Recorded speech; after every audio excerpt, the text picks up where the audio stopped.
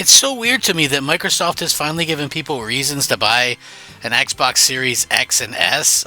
It's sort of strange to me, but at the same time, I'm kind of like, okay, better late than never, I guess. Where was this kind of stuff early on? I guess it's just so strange.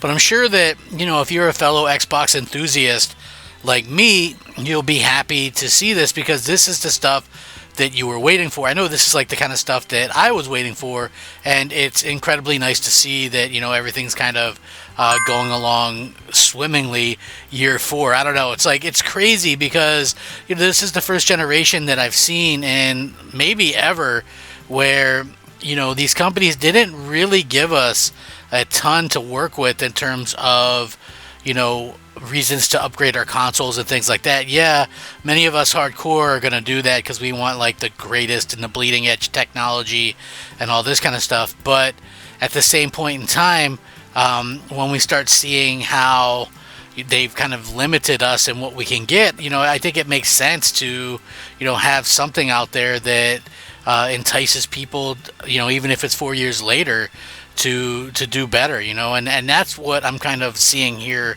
with these bits and pieces of Xbox news and announcements and stuff like that. So I thought this was really cool. I'm sure, a lot of you will probably feel the same. And, about damn time, Microsoft.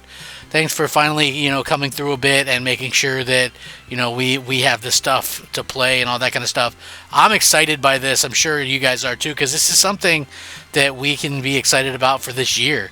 And I feel like that's like super important as fans, that we have cool stuff to play and things to be excited for and whatnot. So let's go ahead and get started. I'm Crap Gamer. This is Crap Gamer Reviews. Back with another video. Thank you so much for checking it out. I appreciate it.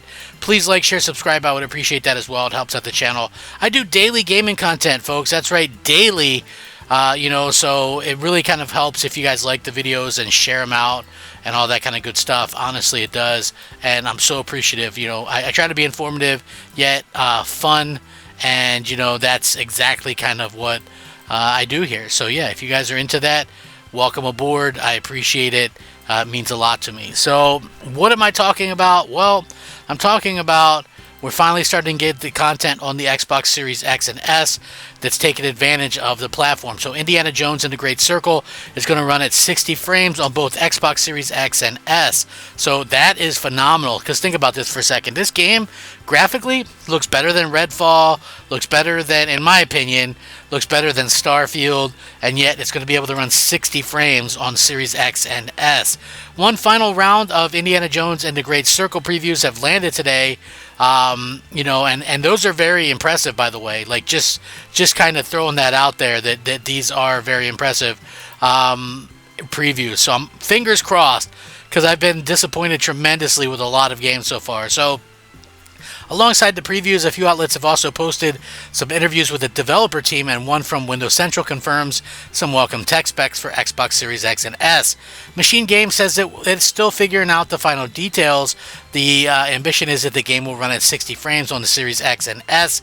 The team is being conservative in saying that it should run smoothly at 60 on consoles, but we'd expect this to be fully locked in and confirmed before the game's December launch. And I quote, "It might be that we will release even more details in terms of specifics, technical details, as we get closer to launch, once we see all the telemetry of the performance. But what I can tell you is that the ambition is that the game runs at 60 frames on Xbox Series X and S, and that, it shouldn't be compromised in the visuals or the experience of the product. It should feel cohesive, running smoothly at 60 on both." So, just like the studio's Wolfenstein games, the Great Circle uses Bethesda's id Tech technology, a toolset that's very scalable and often delivers high frame rate results on console. So, in this case, I feel like that is a really, really good thing. And, obviously, it's not surprising that they got a 60 frames per second target. And hopefully that's what has, the polish needed to get this running great on both consoles. So, again, that's really nice to see. So far, the previews have been overwhelmingly positive, which is another good thing, because Xbox is in dire need of, again, it's just one of those things. But, it's just one of those kind of things that I like, that I'm kind of trying to point out.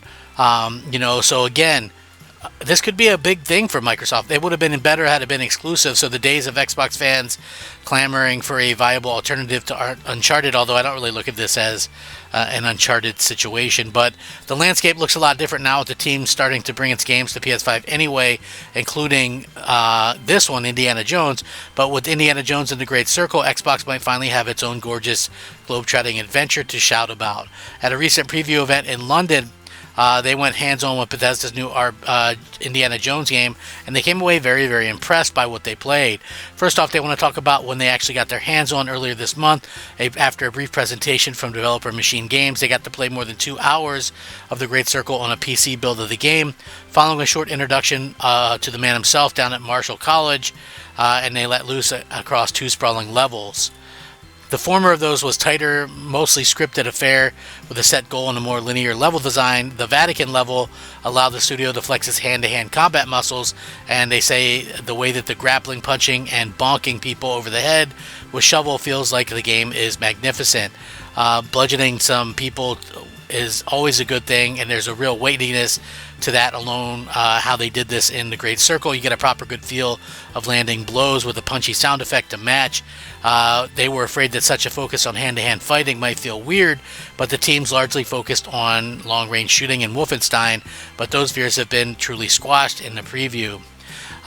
Getting about the place feels rather good as well. You of course have your signature whip on hands at all time, and here in the Great Circle it's mostly used for platforming. Vertically quickly came into play during their time exploring the Vatican level, and the whip was a necessary tool for progressing and seeing what came next on their big indie adventure. However, even more in the linear levels like this one, Machine Games managed to stuff loads of little secrets and things like that into it, which I feel is a good thing. Yes, I think Microsoft probably definitely needed a pretty big hit on their hands with this kind of stuff, and so, it's nice to see that. So they say, of course you'll have the whip, which is going to play like a huge role in this, which is good. They managed to stuff a lot of secrets into the map. In the old buildings, there's a good collectible hunt as well, especially in a game that's all about heading out and finding cool stuff. You probably also want to do some scrounging if you're the type of player that likes to engage in combat when the opportunity arises. Shovels, planks of woods, random ornaments, and whatever else can be picked up are great when things get hectic in hand-to-hand fighting. They all break quite easy, and you'll be able to kind of rely on Indy's chunky old fist to get the job done, but it's always worth knowing where your nearest instrument of death is to make scraping a little easier, and the team has done a good job of finding ways to use different things. Before they move on, they wanted to talk about how darn good the Vatican level looked. Machine Games really kind of set the tone with this, with the colors and things like that. They say the graphics really pop, the environments are amazing, they really cooked up some good stuff. Giza, the second level, which they got to hang around in for well over an hour, was a big change of pace from the Vatican, and they're curious to see how the game balances the different styles throughout. Giza is a big open map with multiple objectives, nooks and crannies to explore, markets to visit, and so on. This is where they got to play around with the Great Circle's disguise mechanic, as well as Andy can acquire different outfits throughout the game to blend into his environment a little better. And one certainly came in handy when there were multiple patrols guarded important areas. During the preview, grabbing the disguise was explained and fell it felt like it was kind of built in, like they did a good job explaining that, which I think is good. I've heard that the stealth works really well in the game, and there's a lot of different ones. The second level was a lot more adventure-y, and it focused on multiple artifacts. So the good thing is, hopefully, and that's fingers crossed, that it really kind of stays true to the Indiana Jones movies, the first 3 anyway. Actually, I'll just say the first and the third. I might take a little heat from this, but I wasn't a big Temple of Doom fan. I thought it was a little bit too much of a, like a horror show or something, So whenever I'd watch Indiana Jones growing up, I'd watch the first one and the third one, and was really happy with how those kind of turned out or whatever. But at the end of the day, really, it kind of comes down to your particular preference. But I think that the fact that this is getting overwhelmingly positive bits and pieces of previews, that's an extremely good thing and a good sign. Although who knows, because the Velgard Dragon Age game got good reviews too, and that is a big pile of steamy, stinky crap.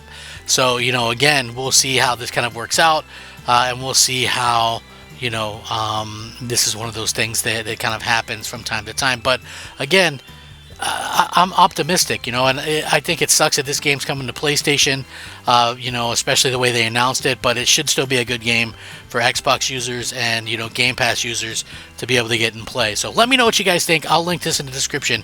Rack 'em up. Crep Gamer out.